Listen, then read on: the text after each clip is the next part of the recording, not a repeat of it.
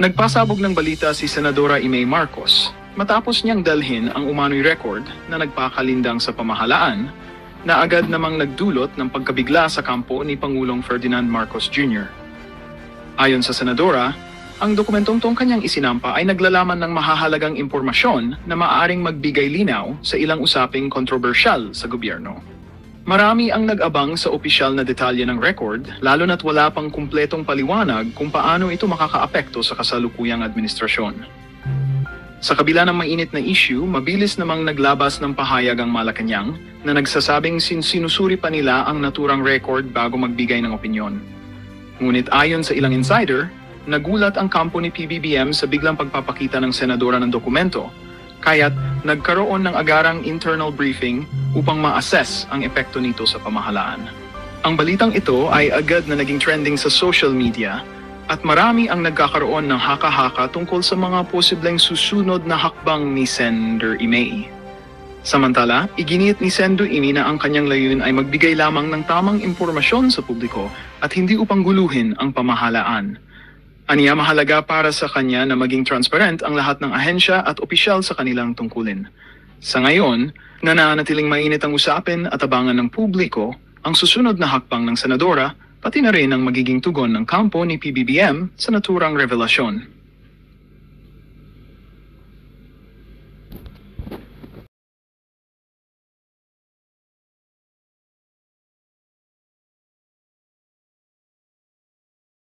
Wala nang maniniwala sa iyo, Bongbong. Ang taong bayan, wala na. Pinapahirapan mo lang ang sarili mo at ang bansang Pilipinas. Wala na. Lahat ng tao sa Pilipinas, wala nang tiwala. Hindi na naniniwala ng presidente na nasa tamang kaisipan. Bakit? Sinabi mismo ng ate mo. Hindi mo na alam ang ginagawa mo, utal-utal ka na. Umuwi ka na, Bongbong! Sabi ni Aimee, umuwi ka na.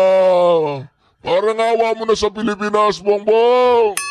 Mayaman ka na rin, umuwi ka na. Tapos mag-state witness ka, Bongbong. Kahit ikaw ang mastermind, state witness ka pa rin. Ako. Bongbong, umuwi ka na, pakiusap. Araw po sa inyong lahat. Kagaya ng aking nasabi nung nakaraang report ko, ay patuloy ang pagre-report ko sa taong bayan tungkol sa mga kaso at saka sa mga impormasyon na nakukuha natin tungkol sa mga flood control project na hindi maganda. At kaya ngayon ay nais kong ipalaman sa ating mga kababayan na ang ICI at saka ang DPWH ay lahat ng nakuha. Kala ko ba yung ICI ay ay independent? Akala ko ba, Bongbong, yung ICI ay independent, ba't pinakikialaman mo, Bongbong? Tama na, umuwi ka na. Nilalaglag na po niya si Manny Romualdez. Parang kailan lang ang pinapahirapan ay si Sara Duterte. Ngayon lahat sila ay nagkagagata na parang asong ulul. Ayan silang lahat ay naglaglagan at banatan silang tatlo. Aalis at uuwi ka na, Bongbong. Dalian mo na, nahirapan na kami. Ang mahal ng bilihin. Bagsak pa ang ekonomiya. Oy, Bongbong, uwi ka na, boy. Wala na, tapos na.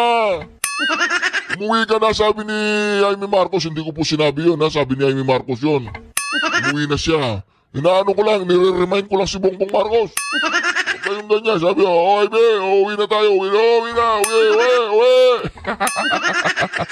Oh, di ba? Do you think Zaldico has in his possession enough evidence against these people that he is accusing? Like, were you guys able to talk about it or text about it in one of your conversations? Nako, ayan na po. Ito po ang kinakatakutan ni Bongbong Marcos. Ito, alam na po ng mga pinklawan. Alam na po ng mga makapangyarihan sa Pilipinas na si Bongbong Marcos ay bilang na ang araw niya sa Malacanang. Alam na po nila. Kasi yung mga susunod na pasabog ni Zaldico, mga kareaksyon, hindi na po nila kayang pasinungalingan. Baka nagkabilangan no? Mga kareaksyon, ito na. Pakinggan po natin ang mismong abogado ni Saldico. Yung pong pinagsasabi ni Bongbong kanina sa kanyang Facebook page. Wala yon. Paghuhugas ng kamay yun. Diba sabi ni Manong Chavit Singson, si Bongbong Marcos ang pinakamalinis na presidente sa kasaysayan ng universe. Bakit? Tanong niyo po, sabay-sabay kayo, tanong niyo sa akin. Bakit? O, yung iba hindi naman nagtanong eh. Sabay-sabay, sabi niyo sa akin. 1, 2, 3. Bakit? Lagi siya naguhugas ng kamay. Kaya siya yung pinakamalinis na presidente. Ito mga kareaksyon, pakinggan po natin ang attorney ano pangalan nito? Ni Saldico, di ba? Zaldico has in his possession enough evidence against these people that he is accusing. Like, were you guys able to talk about it or text about it in one of your conversations? More than that, I've seen the evidence, Sean. So, yes, the answer to your question is yes. Nako, more He has than enough. more than that daw. Ang tinatanong lang nung media, meron bang enough evidence? More than that, nakita daw po ng attorney yung mga ebidensya. Nako! Yan ang sinasabi natin dyan mga kareaksyon. Kabadong-kabado na sa bagay si Bongbong Marcos, hindi naman niya kinakabahan. Kasi wala namang alam. Hindi naman niya alam ang nangyayari, di ba? Ganito kasing kinakanta niya araw-araw. Bawat yugto ng sandali, halos di ko alam, naglalakbay ang diwa. O, di ba gano'n? Hindi ko na alam yung lyrics nun. Pag-i-send nyo sa akin yung lyrics nun sa comment section para naman makanta ko sa inyo. May pangarap po kasi ako maging singer. Pero kakantahan ko lang yung mga pinapaalis natin sa Malacanang. Against how many people? A lot? Zaldico has in his possession enough evidence against these people that he is accusing. Like, were you guys able to talk about it or text about it in one of your conversations? More than that, I've seen the evidence, Sean. So, yes, the answer to your question is yes. He has enough. Against how many people? A lot? And is it solid in your opinion as a lawyer? Yes, absolutely. I've seen a lot. I don't know if he's shown me everything. And besides the people he has already named in the 3 videos that he has released, I'm thinking there are a couple more. But I've said this also. Now I let my witnesses tell their story. I don't want to preempt him. Certainly, let's let him tell his story.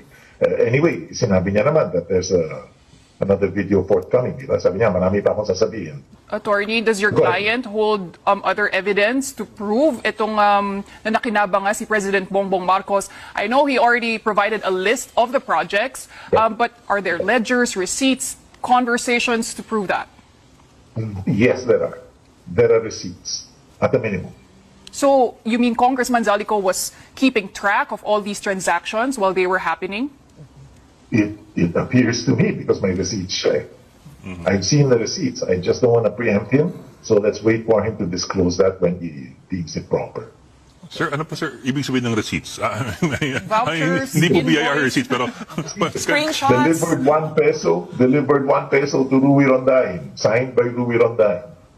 So may mga acknowledge po, di ba? Usual yun sa mga voucher, even if they're informal, Yeah. di ba? Received by Yeah. ganito. Kahit yung houseboy yung nag-receive or household staff. May mga ganun Yes, po. hindi ko lang alam kung mga technical terms sa accounting, but yes, Oo. I And when guess that's what you call the vouchers. And when it comes to yung mga tinatawag nating receipts, no, in the modern age, screenshots, etc., meron din of that kind. Ang nakita ko, photo ng actual receipt. So I assume that he has the actual paper na resibo mismo. And in these receipts, attorney, who acknowledged them or who received them? Let's wait for him to disclose that. Nako, ang presidente po tumanggap mga kareaksyon. Yan ang sinasabi natin, kaya kinakabahan na po itong si Bongbong Marcos. Naubusan na yata na sabon para magugas ng kamay. Paubos na po yata yung sabon mga kareaksyon. Nako, yan ang sinasabi natin. Basta damning evidence. Balik ko lang sir yung resibo. I'm wondering lang sir kung anong nature ng mga resibong ito kasi it might seem, I mean, speaking from a layman's point of view, it might seem counterintuitive for anybody who's dealing with huge amounts of illegal money to sign off a receipt and say na, yeah, I received this much from you. Diba? Then again, this is a layman's point of view. Wouldn't it be more practical for a person to just make a call and say, nakuha mo na ba o hindi? Kaysa sa sign off? I know. I was just as shocked as you are na mayroong resibo. Because, the evidence is not, it's not rocket science. It has to comport. It has to be consistent with the experience of humankind. And tama ka. If you're committing a crime, why would you create a paper trail for yourself? Because something that's traceable back to you. Nagulat din ako at may mga resibo. But here we are. And not unless you declare mo sa BIR. Tsaka may tape number. Wala pa ako dyan. Yan na po sinasabi natin. Yan po ang kinatatakot ni Bongbong Marcos. Yung pangalawang mga ebidensya pa na ilalabas ni Saldico. Baka mayroon pang video, may video, may kung ano-ano pa, di ba? Baka kinalat na lahat nito Saldico yan, mga karyaso. Nakakatakot po yan, mga karyaso. Para kay Bongbong Marcos. Pero sabi nga, hindi naman alam ni Bongbong Marcos ang nangyayari kasi bawat yugto ng sandali ay wala siyang alam. Sa kasalukuyang mga kareaksyon, mga nagpoprotesta na nagmamahal kay Bongbong Marcos, nandyan po sila sa Quezon City sa Rotonda, ayan nakikita po rinyo, ayan diba, protect BBM, bantay, demokrasya, proteksyonan niyo si BBM dyan, we love you BBM, ayusin nyo pagkatapos nyo dyan, kailangan yung bayad, kunin nyo kaagad baka takbuhan kayo ng organizer. Kawawa naman ang mga tao na to, pati ito mga ginagamit sa 500 piso sa araw na na sinasabi natin Pagkatapos nyo dyan yung pera, yung bayad, huwag nyong kalimutan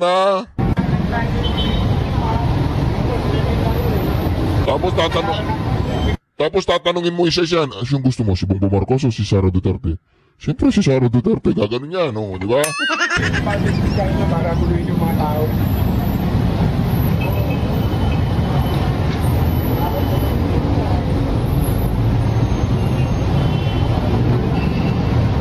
Nako, mga reaksyon. Ito sinasabi natin. Grabe na po yan, mga kareaksyon, Ang dami po nila. 2 jeep. Ang dami nila, 2 jeep sila, mga kareaksyon. Kawawa naman yung mga kababayan natin, pati sila ginagamit ng mga gago. Assuming mo na, he's ito taking pa. substances. Ito, mga kareaksyon, ito talagang medyo ano ko dito sa babaeng to, sa matandang ito. Parang bad influence to sa mga kabataan Pakinggan po ninyo Oy, Clarita Carlos, ang tanda-tanda mo na Wala pang laman yung kukote mo, kunyari profesora ka. Pakinggan po ninyo ako hindi nakakagigil to. No, he's taking substances. Sabi niya, assuming na gumagamit ng substance, sabi niya To what extent is it intruding into his work as chief executive? So for Yun you, naman ang that's concern important. natin So far, to that question, is it intruding in his work? As far as I can see, as a non-medical person, I don't think so. Sabi niya, ano naman problema nun kung gumagamit siya ng ipinagbabawal na D? Kung gumagamit siya, as long na hindi naman siya wala namang problema sa trabaho niya, hindi naman naapektuhan ng trabaho niya kahit gumagamit. Antagin mo yan si Clarita Carlos, sasabihin yan sa madlang people. Kailangan niya tayo pa-psychiatrist itong si Clarita Carlos Tatawagin ko yung psychiatrist ko papaspsychiatrist kita, libre lang Narinig ng mga kabataan niya, okay lang, gagamit ka. Driver ka naman, parang nagpapahaba lang ng oras, parang gano'n. Kaya pala sinabi niya nung chief police nagpapahaba lang ng oras. Grabe naman yan. Matanong nga kita, hindi wala lang akong news item. Hinahanap ko kay Elfred yung news item Merong nagpalutang kahapon, although dininay naman niya, si Ramon Ang. Pinili daw ng mga negosyante si Ramon Ang parang maging caretaker. Sabi mo, di ba? Tapos, di ba mga ka-reaction?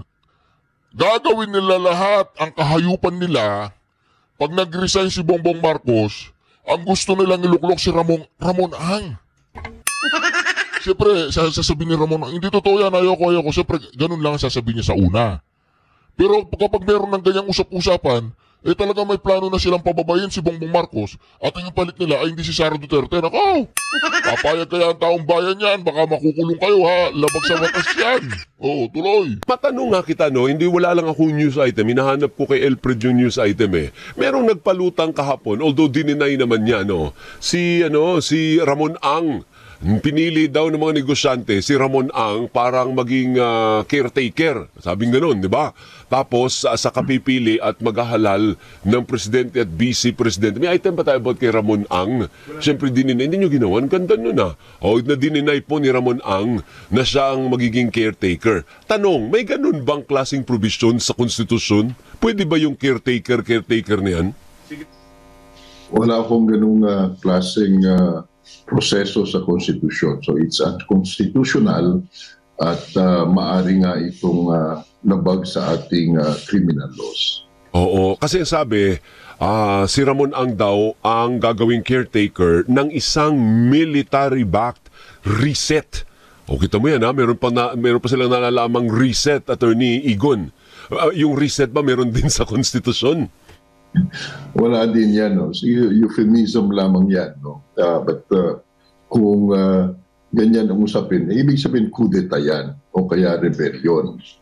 So, yan, mga gawain ganyan are criminal, no? Merong special law that punishes kudeta, meron ding revised penal code that punishes rebellion. At wala akong reset, walang civilian military junta, walang caretaker government provision sa ating konstitusyon. Malinaw ho ang succession provisions ng ating konstitusyon at dapat yun ang susundin kung merong mang bakante or inability sa mga matataas na posisyon sa ating gobyerno. Not even yung naunang suggestion dati na mag-resign kayong lahat. Mag-resignin natin lahat ang nasa line of succession. Yan, may provision ba sa Constitution what happens if the 5 officials na nasa line of succession ay matanggal? Meron naman, no? Yung panawagan na mag-resign at sino man, no? Presidente down to the lowest public official, karapatan naman yan ng taong bayan na disgustado o kaya galit o kaya nakikita nila hindi nila nagagawa ang kanilang trabaho. So there's nothing wrong with a call to resign, no? Kasi voluntary naman yan sa parte nung magre-resign. So kung sakasakali nga na maniwala sila, tatalima sila dun sa panawagang mag-resign at sabay-sabay silang mag-resign, yung President at Vice President, sa ating konstitusyon meron namang succession, yung Senate President o kaya yung Speaker of the House, no? Ang tatayo hindi po kung lahat po nag-resign nga po, yung halimbawa yung lima lang naman po sila o 4 lang pala sila, no? Yung nasa line of succession. Kasi hindi naman kasali yung Chief Justice, hindi ho ba, Attorney? So kung nag-resign yung 4 na yon, ano mangyayari sa atin? Well, meron kasing provision sa ating konstitusyon na calling for a special election. So kung yung pag-resign o yung vacancy sa lahat, of course, more than 1.5 years before a general election or a presidential election, pwedeng tatawag ang Kongreso ng special election para mag-elect tayo ng mga presidente, vice-presidente at kung ano-ano pa. So may provision na ganun. O kasi di ba tama po ba ako hanggang speaker lang po yung line of succession, Attorney? Hindi kasali yung Chief Justice, ano po? Hindi ho kasama yun ayon sa Constitution hanggang sa speaker lang. Pero hindi natin po problemahin kung mag-resign ng Senate President kasi Senate itself will elect the Senate President. Ganun din ho ang Speaker of the House. So you don't need a special election for them kasi yung upper house at lower house sila na ang bahalang mag-elect kaagad ng kapalit ni Speaker. So malabong magkakaroon ng vacancy yun ng matagal. So habang nagkakaroon tayo ng special election for President and Vice President, yung Senate President ang maaring umupo. Okay, tama. So ibig sabihin, pag nag-resign man yung Senate President, meron pa rin namang papalit dahil ihala lang naman ng mga miyembro nila. So parang lumalabas, walang katapusan na meron at merong uupong Senate President o Speaker. tama ko yan. Hindi naman pababayaan ng ating mga politiko na magkaroon ng vacuum sa leadership. At marami sa mga yan gusto maging Senate President o maging Speaker. Oo nga, tama yun. Ano po? So sa ating mga kababayan na although in fairness kay Ramon Ang, nag-deny naman po siya kaagad. Sabi niya wala pong ganun. Wala pong ganun. So maaring ito, attorney, ay parang panlinlang lang din, panggulo, pang-distract lang din sa ating mga kababayan yung nagpalutang nung caretaker at military-backed reset. Well, saludo nga tayo kay RSA sapagkat kaagad kinontra niya ito. At tama yung tingin mo. Sa tingin ko ito panggulo lang para siguro malihis itong dambuhalang kontrobersya, yung skandalo na ito at malilimutan na ng taong bayan yung primary focus natin at gusto natin malaman ang katotohanan at mapanagot sino man. Di ba? Ito yung gawain ng mga magnanakaw na at mga politiko kuminsan na kung may ganitong mga skandalo kung ano-ano na lang pinapasabog nila para doon tayo mabola-bola o kaya doon tayo ma-focus at makalimutan na natin itong malalaking ninakaw sa atin at hindi na sila mananagot. Okay. Maraming salamat, attorney. Thank you for your time and your insights. As always, meron po kami napupulot lagi sa inyo. Thank you, ha. Maraming salamat. Mabuhay ka. Nako! Nagkakalaglagan na po mga kareaksyon. Nilalaglag na po ni Bongbong Marcos ang kanyang pinsan. Tumawag daw kay Ombudsman Boying Remulla si dating House Speaker Martin Romualdez para magpaliwanag sa pagkakadawit niya sa flood control scam. Ayon kay Remulla, tinawagan siya ni Romualdez noong Oktubre matapos siyang italaga bilang ombudsman. Itinanggi raw ni Romualdez na may kinalaman siya sa mga maaanomalyang flood control project. Sabi naman ni Remulla kay Romualdez, ebidensya pa rin ang nangingibabaw sa investigasyon. Dagdag pa ni Remulla, sinagot lang niya ang tawag ni Romualdez bilang respeto dahil brad niya ito sa fraternity. I do not want to file a lousy case. I will never file a lousy case. I'm not that kind of person. I want things to be done properly. Mga kapatid, Cheryl Cosing po, maging maalam at may pakialam sa mga napapanahong issue at headline. Nako, lousy case, lousy case. Meron pang alam si Bonjing Remulla na lousy case, ano? Sa dinami-daming ginawa niyang kalausian, dito alam niya na hindi siya magpapan ng lousy case. Siyempre, basta't protektado si Bongbong Marcos. Oo, ayaw nilang matanggal si Bongbong Marcos, Diba? Mukhang nadagdagan pa ang resibo na posibleng magdiin kay dating House Speaker Martin Romualdez. Nako, sunod-sunod.